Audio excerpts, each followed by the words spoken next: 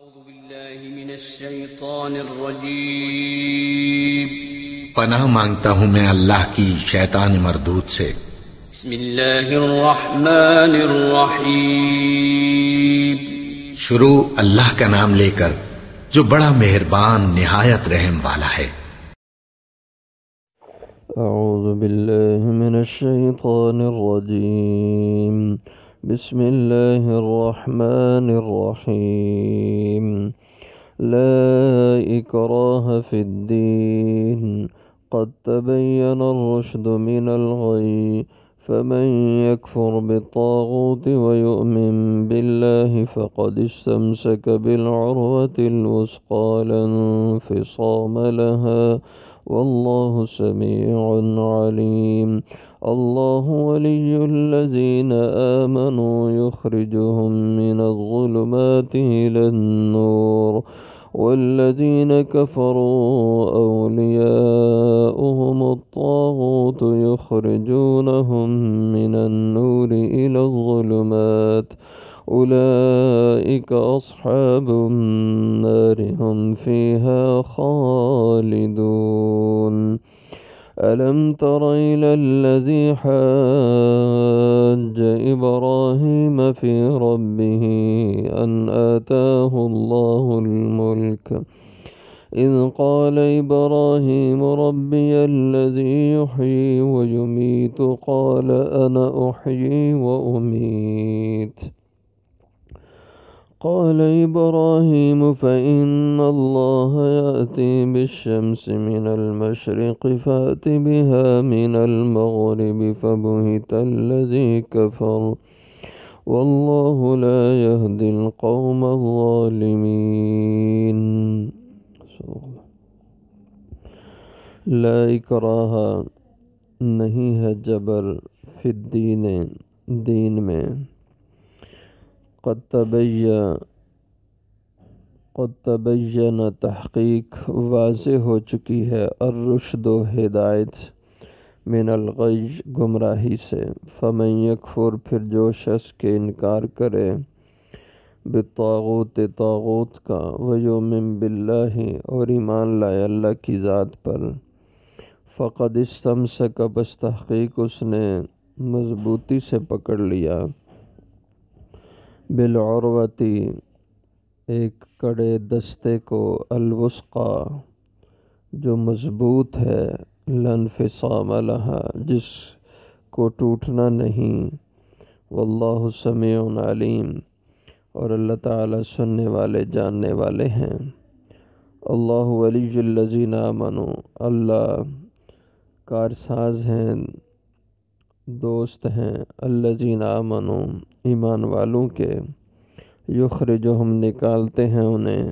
من الظلمات اندھیروں سے الی النور روشنی کی طرف والذین کفروا اور وہ جو کافر ہیں اولیاؤہم ان کے دوست الطاغوت طاغوت ہیں یخرجونہم جو انہیں نکالتے ہیں من النور روشنی سے الی الظلمات اندھیروں کی طرف اولئک اصحاب النار وہی ہیں دوزخ والے ہم فیہا خالدون وہ اس میں ہمیشہ رہیں گے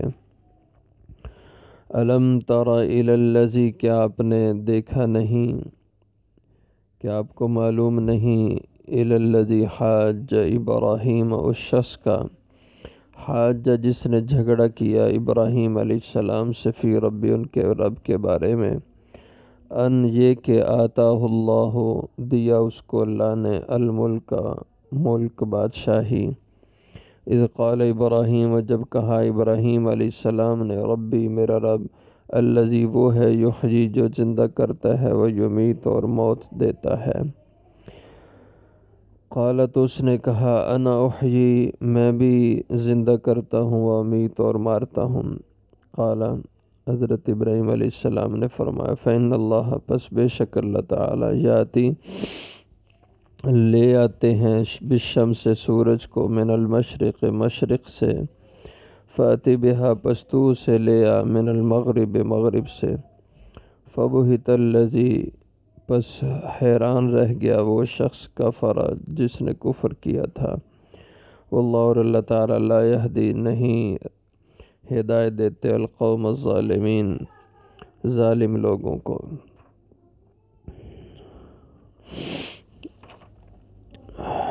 یہاں یہ جو آیت کریمہ ہے، اس کا جو سبب نزول، شان نزول ہے، وہ اس طرح ہے کہ مدینہ منورہ میں دو بڑے قبیلے آباد تھے جو اس زمانے میں مشرک اور کافر تھے، اوس اور خزرج۔ یہ لوگ زمیندار تھے، گزر اوقات اپنی زمینوں کی آمدن سے کرتے، اور اس کے ساتھ ساتھ مدینہ میں یہودی بھی بڑی تعداد میں آباد تھے۔ ان کے بڑے قبیلے تھے بنو نذیر اور بنو قریظہ، بنو قینقاع، یہ بڑے قبیلے تھے اور یہ مالدار تھے، تجارت پیشہ لوگ تھے۔ تو مدینہ کی تجارت ان یہودیوں کے ہاتھ میں تھی،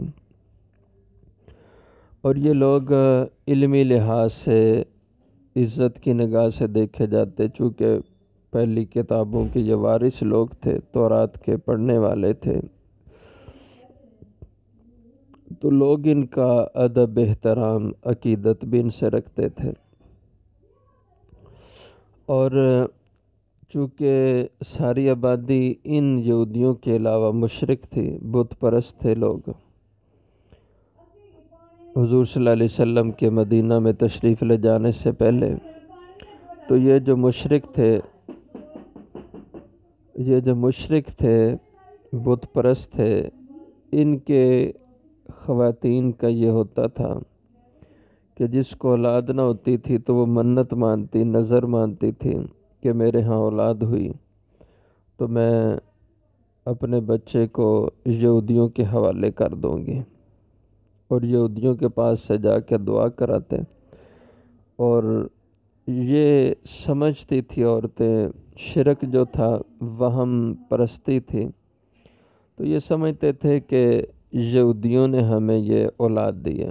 جیسے اللہ معاف کرے، ہمارے ہاں بھی ایسا ذہن پایا جاتا ہے کہ لوگ جو ہے نا وہ کسی کے پاس جا کے دعا کراتے ہیں تو سمجھتے ہیں کہ اس نے ہمیں دعا دی، یہ اولاد دی ہے، اور پھر لوگ جا کے کسی آستانے پہ نذرانہ دیتے ہیں، کوئی کس آستانے پہ نذرانہ دے رہا ہے، کوئی بکرے چڑھا رہا ہے، کوئی دیگے چڑھا رہا ہے، کوئی کچھ چڑھا رہا ہے کہ ہمیں اس دربار والے نے، اس آستانے والے نے اولاد دی ہے، بچہ دی ہے۔ حالانکہ یہ تو نہیں ہے۔ اگر کسی نیک بندے نے دعا کی ہے تو اولاد تو اللہ نے دی ہے، صرف اس نے دعا کی ہے، دینے والا تو اللہ ہے، تو نظر نیاز اللہ کے نام کی دینی ہے۔ جیسے ہمارے ہاں یہ لوگ شاد اللہ جو ہے نا وہ اس کا نظام ہے کہ جو بچہ پہلا پیدا ہوگا اس کو ہم شاد اللہ کے نام کی نظر کر دیں گے، ایسا پرانے زمانے میں ہوتا تھا، اب تو نہیں ہے لیکن پہلے ایسا ہوتا تھا۔ تو یہ جو مشرکہ بت پرست عورتیں تھیں مدینہ کے لوگوں کی، تو یہ نظر مانتی تھی کہ ہم اپنا بچہ جو ہوگا وہ ان یہودیوں کو دے دیں گے، اور یہودی مالدار تھے اور یہ لوگ غریب تھے، زمیندار تھے مدینہ والے، یہ اپنے ویسے بھی اکثر اپنے بچوں کو یہودیوں کے پاس دے دیتے، اور یہودی ان کی پرورش کرتے، ان کی ضروریات کا خیال رکھتے، اور پھر اپنے مذہب یہود پر ان بچوں کو لے آتے۔ اور ظاہر ہے جو بچہ جس ماحول میں پلے پوسے گا وہی ماحول کا اثر اس پہ ہوگا۔ تو جب اسلام مدینہ منورہ میں آیا، حضور پاک صلی اللہ علیہ وسلم تشریف لائے، تو اب یہاں یہی جو بت پرست لوگ تھے، مشرک تھے، یہ مسلمان ہونا شروع ہو گئے، اور پورا مدینہ ماشاءاللہ مسلمان ہو گیا، اور یہودیوں میں بھی کچھ لوگ مسلمان ہوئے، لیکن وہ نہ ہونے کے برابر اتنے تھوڑے تھے۔ اب یہ جو مسلمان ہو گئے، اب ان کی اولادیں، بعضوں کے جو بچے یہودیوں کے پاس تھے وہ یہودی ہو چکے تھے۔ اب ان مسلمانوں نے، ان صحابہ نے چاہا کہ ہم اپنی اولاد کو مسلمان بنائیں، کہ ہم بھی مسلمان ہو گئے تو اولاد کو چاہتے یہ بھی مسلمان ہو جائے۔ اور ان میں ایسے حضرات تھے جن کے بچے وہ یہودی ہو چکے تھے اور وہ خود مسلمان تھے۔ اب انہوں نے چاہا کہ ہم ان کو زبردستی کرتے یہ اپنی اولاد کو اور انہیں ڈانٹتے کہ تم مسلمان ہو جاؤ. جیسے ایک صحابی تھے ابو الحسین رضی اللہ عنہ، صاد کے ساتھ ان کا نام ہے ابو الحسین. تو ان کے 2 لڑکے یہ عیسائی ہو چکے تھے. اس ماحول کی وجہ سے کچھ یہودی ہو گئے تھے بعض لوگوں کے. تو انہوں نے کہا کہ ہم ان بچوں کو کہا تو مسلمان ہوں، جب وہ نہ ہوتے تو یہ ان کے اوپر سختی کرتے. اور پھر ان یہودیوں کو جب جلا وطن کیا، یہاں سے مدینہ سے نکالا گیا، تو جو مسلمانوں کے لڑکے ان کے پاس تھے تو وہ بھی ان کے ساتھ جانے لگے. تو انہوں نے ان کو روکنا چاہا، لیکن انہوں نے کہا ہم اپنے یہودی مذہب سے واپس نہیں آئیں گے. تو انہوں نے سختی کرنے کا کہا تو حضور نے منع فرما دیا کہ سختی نہ کرو، جبراً تم ان کو مسلمان نہ بناؤ. تو اللہ نے قرآن پاک میں یہ ارشاد فرمایا، لا اکراہ فی الدین، نہیں ہے جبر، زبردستی، زور، فی الدین، دین کے قبول کرنے کے بارے میں. یعنی کسی کو آپ ڈنڈے کے زور پر مسلمان نہیں بنا سکتے. لیکن اس پہ اشکال یہ ہوتا ہے کہ پھر یہ جو اسلامی حکومت سزائیں دیتی ہے، زنا پہ سزا حد جاری ہوتی ہے، چوری پہ حد جاری ہوتی ہے، شراب پہ حد جاری ہوتی ہے، یہ مرتد کی سزا ہے، یہ پھر کیوں ہے؟ دین کہتا ہے دین میں زبردستی نہیں ہے. تو بات تھوڑا سا فرق سمجھنے کی ہے. دین میں زبردستی کا معنی یہ ہے کہ کسی کافر کو مسلمان آپ زبردستی نہیں کر سکتے، اور تلوار کے زور پہ کسی کو مسلمان نہیں آپ بنا سکتے. لیکن جو مسلمان ہے، اس مسلمان کو اللہ کے حکم کی بغاوت کرنے کی سزا آپ دیں گے. ہے مسلمان لیکن دین کا حکم نہیں مانتا، بغاوت کرتا ہے. جیسے آپ کا ملک ہے، یہ اس ملک کا ایک قانون اور آئین ہے. اب اس ملک میں جو آدمی رہتا ہے، جس کے پاس اس ملک کا ID کارڈ ہے، اس کا شناختی کارڈ ہے، اس کا پاسپورٹ ہے، وہ شخص اس ملک کے قانون اور آئین کا پابند ہے. اور وہ شخص اگر اس ملک کا آئین توڑتا ہے تو اس کو اس کی سزا ملے گی. جو اس کے آئین کا باغی بن جاتا ہے اس کو جیل میں ڈال دیا جائے گا، اس کو بغاوت پہ پھانسی بھی ہو سکتی ہے. یہ سزا کس کی ہے؟ بغاوت کی ہے. لیکن ایک شخص ہے، امریکہ کا ہے، وہ پاکستان میں نہیں آنا چاہتا، تو آپ اس کو زبردستی پاکستان میں تو نہیں لا سکتے، اس کا جی نہیں چاہتا. لیکن جو پاکستان کا باشندہ ہے یا جو پاکستان کا ویزا لے کر اس ملک میں آیا، اب اس کو اس ملک کے آئین اور قانون کی پابندی کرنا پڑے گی. اگر خلاف ورزی کرتا ہے تو اس کو اس کی سزا دی جائے گی. یہ پوری دنیا کے ممالک کے قانون ہیں. اسی طرح دین اسلام کا معاملہ ہے کہ اگر کوئی دین اسلام میں نہیں ہے تو اس کو زبردستی دین اسلام میں نہیں لا سکتے آپ. یہ زبردستی منع ہے. لیکن ایک نے کلمہ پڑھ کے اسلام کو قبول کر لیا ہے، اب اس کو اسلام کا آئین اور قانون اس کی پاسداری کرنا لازم ہے. اگر آئین اسلام اور قانون اسلام کو جتنے احکام ہیں، نماز، روزہ، زکوٰۃ، حج ہے، جتنے احکام ارکان دین، ان کو اگر توڑتا ہے، ان کی خلاف ورزی کرتا ہے، تو یہ اسلام کے آئین اور قانون کا باغی ہے. اس کو اس بغاوت کی سزا دی جاتی ہے، حد کی شکل میں اور دوسرے جرائم کی سزاؤں کی شکل میں. تو یہ تھوڑا سا فرق ہے. لوگ اس فرق کو ملحوظ نہیں رکھتے. تو اگر کوئی ماں باپ اپنی اولاد پہ نماز روزے کے حوالے سے سختی کرتے ہیں تو لوگ کہتے ہیں جی دین میں سختی نہیں ہے. یہ مطلب قطعاً اس آیت کا نہیں ہے. اور جو احکام کی اولاد پابندی نہ کرے، اس پہ آپ سختی کر سکتے ہیں. اور حدیث میں آتا ہے، آپ صلی اللہ علیہ وسلم نے فرمایا جب بچہ 7 سال کا ہو جائے اس کو نماز کا کہنا شروع کر دو، اور 10 سال کا ہو جائے اور پھر بھی نماز نہ پڑھے تو اس کو ہلکی پھلکی تادیب کرو. تھپڑ مار سکتے ہو، ڈنڈا مار سکتے ہو، اس کو سزا ہلکی پھلکی دو. لیکن تشدد سے اسلام منع کرتا ہے. پیار محبت سے اور ہلکی پھلکی تادیب، اس کی اجازت ہے، تشدد کی اجازت نہیں ہے. تو یہ سختی اس کو آپ ڈانٹ ڈپٹ کریں، تادیب کریں، تو اس طریقے سے اس کو احکام دین کا پابند بنائیں، یہ الگ صورت ہے۔ کسی کافر کو مسلمان زبردستی بنانا اس کی الگ صورت ہے، اور وہی یہاں اس آیت میں بیان کیا جا رہا ہے کہ دین کے قبول کرنے میں، دین میں داخل کرنے میں لا اکراہ، زبردستی نہیں ہے۔ اس لیے کہ قد تبین الرشد من الغی، تحقیق واضح ہو چکی ہے ہدایت گمراہی سے۔ اللہ نے ہدایت کا اور ایمان کا راستہ، اسلام کا راستہ کھول کے بیان کر دیا ہے، اور اسی طرح غی، گمراہی، کفر، شرک، اس راستے کو بھی اللہ نے واضح کر دیا ہے۔ اب جس کا جی چاہتا ہے وہ ایمان لے آئے، جس کا جی نہیں چاہتا وہ کفر پر رہے۔ فمن یکفر بالطاغوت، بس جو آدمی کفر کرے طاغوت کا۔ طاغوت سے مراد کیا ہے؟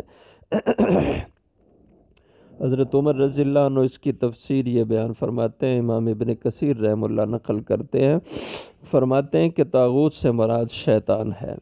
اسی طرح اس کے دوسرے معنی طاغوت سے مراد جادو ہے، تیسرے معنی طاغوت سے مراد جادوگر ہے، اسی طرح طاغوت کے معنی بت کے ہیں، اور اسی طرح طاغوت کے معنی یہ فال نکالنے والے نجومی لوگ جو لوگوں کی قسمتیں بتاتے ہیں، یہ بھی اس طاغوت کے معنی میں ہیں۔ تو اگر شیطان کا معنی لیا جائے تو سارے معنی اس میں آ جاتے ہیں، چونکہ بت پرستی بھی شیطان کرواتا ہے، جادوگری بھی شیطان کرواتا ہے، اور اسی طرح فال نکالنے کا کام بھی شیطانی کام ہے۔ تو فمن یکفر بالطاغوت، پر جو شخص کے انکار کر دے طاغوت کا، وَيُؤْمِن بِاللَّهِ، اور ایمان لے آئے اللہ کی ذات پر، طاغوت کا انکار کر دے، شیطان کی پیروی سے انکار کر دے، اور جادو کرنے سے، جادو کروانے سے انکار کر دے، بت پرستی کا انکار کر دے، اور فال نکالنے والے نجومی اور کاہن کے پاس جانے سے انکار کر دے، وَيُؤْمِن بِاللَّهِ، اور اللہ پر ایمان لے، اللہ کی توحید پر ڈٹ جائے، فقد استمسک، پس تحقیق اس شخص نے پکڑ لیا، بالعروۃ، کڑا اور دستہ، الوثقی، جو مضبوط ہے، لا انفصام لہا، جس کو ٹوٹنا نہیں ہے، جو ٹوٹنے والا نہیں ہے۔ جیسے آپ گاڑی پہ چڑھنے کے لیے گاڑی کے ساتھ ایک دستہ لگا ہوتا ہے، اس کو مضبوطی سے تھام کے آپ چڑھتے ہیں، یا گاڑی میں آپ سوار ہوتے ہیں، بس میں بیٹھنے کی جگہ نہ ہو تو ایک دستہ لگا ہوتا ہے کہ آپ اس کو پکڑ کے کھڑے ہو جائیں، وہ آپ کو گرنے نہیں دیتا، اور سفر میں جب تک آپ کو کھڑا ہونے کی ضرورت ہے آپ اس کو مضبوطی سے تھام کے رکھیں تو وہ آپ کو گرنے سے بچاتا ہے۔ اسی طرح اللہ پر ایمان رکھنا، اس کی توحید پر آ جانا اور شیطان کا انکار کر دینا، یہ مضبوط کڑے کو تھامنا ہے، اور یہ کڑے کو جس نے تھام لیا تو وہ جنت تک پہنچ جائے گا، یہ کڑا اس کو گرنے نہیں دے گا ادھر ادھر گمراہی کے راستے کی طرف۔ تو مراد اس مضبوط کڑے سے اور اس دستے سے دین اسلام ہے، اللہ کی توحید ہے، اور دین کے احکامات ہیں کہ جس نے اس کو مضبوطی سے پکڑ لیا، دین اسلام کو، اس کے احکام کو، تو وہ شخص منزل تک پہنچ جائے گا۔ واللہ سمیع علیم، اور اللہ تعالی سننے والے، جاننے والے ہیں۔ اللہ ولی الذین آمنوا، اللہ کارساز ہیں، دوست ہیں ایمان والوں کے، یخرجہم، اللہ ان کو نکالتے ہیں، من الظلمات، اندھیروں سے، الی النور، نور کی طرف، روشنی کی طرف۔ ظلمات ظلمت کی جمع ہے جس کے معنی اندھیرے، مراد گمراہی کے راستے ہیں، اور نور سے مراد روشنی، سے مراد ہدایت کا اور ایمان کا راستہ ہے۔ ظلمات جمع اس لیے لائے ہیں کیونکہ گمراہی کے راستے بہت سے ہوتے ہیں، لیکن ہدایت کا اور ایمان کا راستہ صراط مستقیم وہ صرف ایک ہے، اس لیے نور مفرد ہے، واحد ہے، اور ظلمات جمع ہے۔ تو اللہ نکالتے ہیں اپنے ان ایمان والوں کو، اپنے دوستوں کو، اپنے سے محبت کرنے والوں کو اندھیروں سے یعنی گمراہی کی راہوں سے، الی النور، روشنی کی طرف یعنی ہدایت اور صراط مستقیم کی طرف۔ والذین کفروا، اور وہ جو کافر ہیں، اولیاءہم الطاغوت، ان کے دوست، ان کے ساتھی الطاغوت شیطان ہے، اور وہ شیطان یخرجونہم نکالتا ہے انہیں من النور نور سے، روشنی سے، یعنی ہدایت اور ایمان سے نکال کر الی الظلمات اندھیروں کی طرف لے جاتا ہے، یعنی گمراہی، کفر اور شرک کے راستے پہ شیطان ڈالنے کی کوشش کرتا ہے۔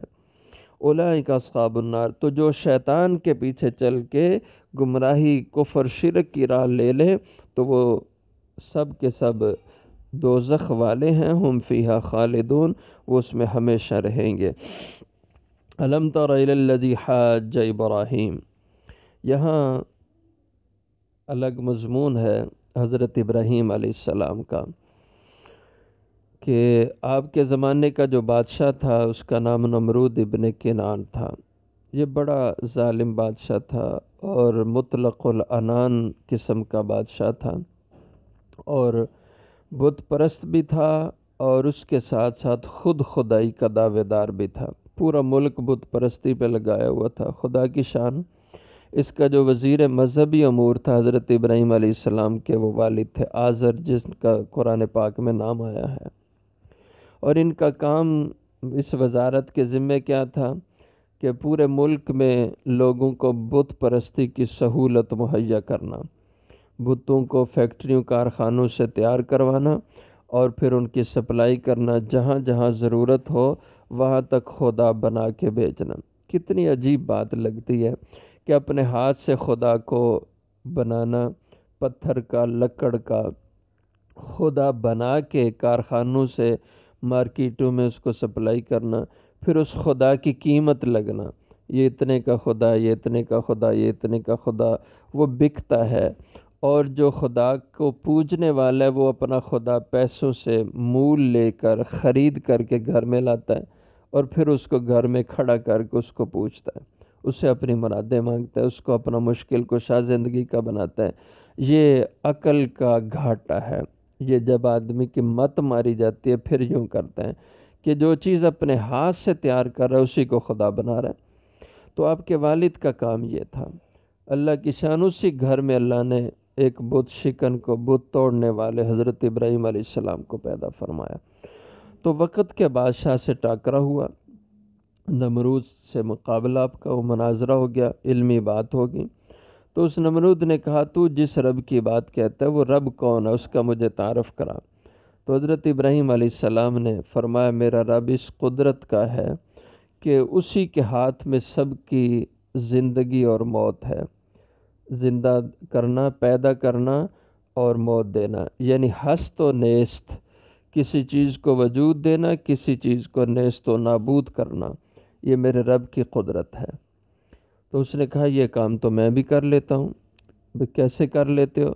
اس نے 2 مجرم جیل خانے سے منگوائے، جن کو دونوں کو سزا ہو چکی تھی موت کی۔ ایک کو اس نے اسی وقت ان میں سے 2 مجرم منگوائے، اور ایک مجرم کو موت کی سزا ہو چکی تھی اور ایک موت کی سزا والا مجرم نہیں تھا۔ تو جس کو کا جرم موت والا نہیں تھا تو اس کو اس نے رہا کر دیا، آزاد کر دیا۔ کہا دیکھو میں نے اس کو جس شخص کو موت کی سزا تھی اس کو اس نے رہا کر دیا، اور کہا دیکھو میں نے اس کو موت سے زندگی دے دی ہے، بچا لیا ہے۔ اور جو آدمی بے قصور تھا، جس کی سزا موت والی نہیں تھی، اس کو اس نے سزا موت کی دے دی۔ تو کہا دیکھو میں موت بھی دے سکتا ہوں اور زندگی بھی دے سکتا ہوں۔ اب وہ اس فلسفے کو نہیں سمجھ سکا، یا اس نے عوام کو دھوکہ دیا کہ دیکھو ابراہیم جس رب کی بات کہتا ہے کہ وہ زندگی دیتا ہے، موت دیتا ہے، یہ کام تو میں بھی کر سکتا ہوں۔ ایک بے قصور کو میں نے موت دے دی اور ایک قصوروار کو میں نے آزاد کر کے زندگی دے دی۔ حالانکہ حقیقت یہ نہیں تھی، حقیقت یہ تھی کہ کسی چیز کو بغیر اسباب کے وجود دینا اور کسی چیز کو بغیر اسباب کے نیست و نابود کر دینا، عدم میں لے جانا، اس کا وجود ختم کر دینا، اس کو موت دے دینا، یہ صرف رب کی قدرت ہے۔ یہ اس کو بھی سمجھ تھی، لیکن عوام کو بیوقوف بنایا کہ میں بھی زندہ کر سکتا ہوں، موت دے سکتا ہوں۔ تو حضرت ابراہیم علیہ السلام نے سمجھا یہ تو بڑا شاطر آدمی ہے اور عوام کو بیوقوف بنا گیا، تو آپ نے دوسری اللہ کی قدرت بیان فرمائی۔ فرمایا میرا رب تو وہ ہے جو سورج کو روز مشرق سے طلوع کرتا ہے، مغرب میں غروب کرتا ہے، تو ایسے کر، اس کو مغرب سے طلوع کر اور مشرق میں غروب کر۔ اب یہ ایسی دلیل تھی کہ جس سے وہ ہکا بکا ہو گیا، اس کا جواب اس سے نہ بن پڑا۔ تو اس کا بیان ہے الم تر الی الذی، کیا آپ نے نہیں دیکھا اس شخص کی طرف، یعنی آپ جانتے نہیں ہیں، آپ کے علم میں نہیں ہے وہ شخص یعنی نمرود، حاج ابراہیم، جس نے جھگڑا کھڑا کیا ابراہیم علیہ السلام سے، فی رب ہی، حضرت ابراہیم کے رب کے بارے میں، کیونکہ وہ خود کو رب کہتا تھا، حضرت ابراہیم اللہ کو رب کہتے تھے۔ انا عطاہ اللہ الملک، یہ جھگڑا کیوں کیا اس نے؟ اس لیے کہ یہ کہ دی تھی اللہ نے اس کو الملک کا بادشاہی، اللہ نے اس کو بادشاہی دی تو اس بادشاہی کے گھمنڈ اور غرور میں مبتلا ہو کر خود رب بن بیٹھا۔ جس نے بادشاہی دی اس کا انکار کر کے خود رب بن گیا۔ اور یہ بڑے 4 بادشاہ ہوئے، تفسیر خازن میں لکھا ہے کہ 4 بادشاہ پوری دنیا مشرق سے لے کر مغرب تک جن کی بادشاہی ہوئی، 2 مسلمان تھے اور 2 کافر تھے۔ جو 2 کافر تھے، ایک یہی نمرود اور دوسرا بخت نصر، جو ایران کا مجوسی بادشاہ تھا۔ یہ 2 کافر بادشاہ جن کی مشرق سے مغرب تک حکومت، 2 مسلمان بادشاہ، ایک حضرت سلیمان علیہ السلام اور دوسرے اسکندر ذوالقرنین جو مقدونیہ کے تھے۔ آج کل مقدونیہ ایک چھوٹا سا ملک ہے، اس کے تھے۔ پہلے زمانوں میں یہ یونان کا حصہ تھا، اب الگ سے ایک چھوٹا سا جزیرہ ہے مقدونیہ۔ تو اس ملک کا یہ باشندہ تھا اسکندر ذوالقرنین۔ قرآن کریم میں سورہ کہف میں ان کا ذکر آتا ہے۔ تو یہ 2 مسلمان تھے۔ تو یہ بڑا شاطر ظالم تھا، اس کی عمر بھی لمبی، 400 سال کے لگ بھگ یہ نمرود کی عمر تھی۔ تو اس قال ابراہیم، جب اس نے کہا ابراہیم علیہ السلام نے، ربی، میرا پروردگار، الذی، وہ ہے، یحیی و یمیت، جو زندگی بھی دیتا ہے، وہ یمیت، اور موت بھی دیتا ہے، یعنی زندگی اور موت کا مالک ہے، وجود دینا اور نابود کر دینا یہ اس کی قدرت ہے۔